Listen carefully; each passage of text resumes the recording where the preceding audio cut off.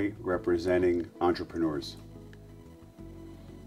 I started this law firm over a decade ago, and the truth is that I enjoy representing entrepreneurs because I identify with them. And so when someone comes to me and they want to start a business, they are speaking about becoming an entrepreneur, I take it really seriously. And I listen to their story, and I'm really interested in what their plan is and how it's going to work.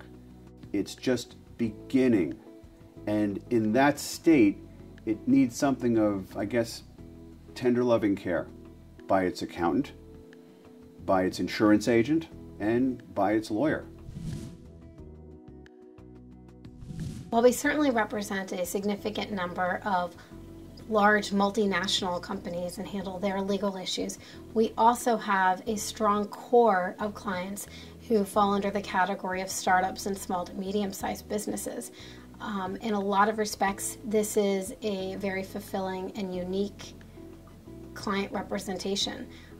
Many of these companies are not quite of a stature that they have their own in-house legal department, so we really serve as their general counsel, where they're calling us for their day-to-day legal matters as well as the unique ones.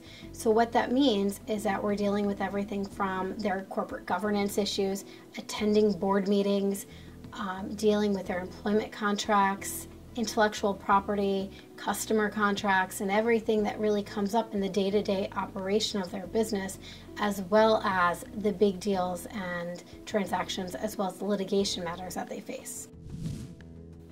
Another interesting aspect to this is whether the business is a family business. Frequently, when you see an entrepreneur, what they want to do is have their family get involved in the business for two reasons. The first reason is family will usually not demand high salaries, or in the beginning they might not demand anything. They may do it as a labor of love. And the second thing is that family can be trusted. And this all works to an extent. But there's also important legal protections that have to be put in place. Even though it's a family business, it has to be treated professionally. That means there have to be contracts, there have to be employment manuals, there has to be policies and procedures, there have to be lines of authority. And that's important not so much because people don't trust one another, it's more because businesses run better when everyone knows what they're doing and what's expected of them. Then there are less misunderstandings, less miscommunications. And so, again, this is one of those areas where the dynamic of the situation, the understanding of the psychology, if you will, of how this business is running and who these people are and how they're relating to one another is just as important as the legalities themselves.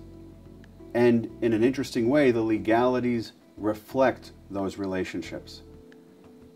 Our firm truly welcomes entrepreneurs who wish to start a business or have started their business and wish to expand. We are very eager to have those discussions and would welcome the opportunity to advise such clients if they need us.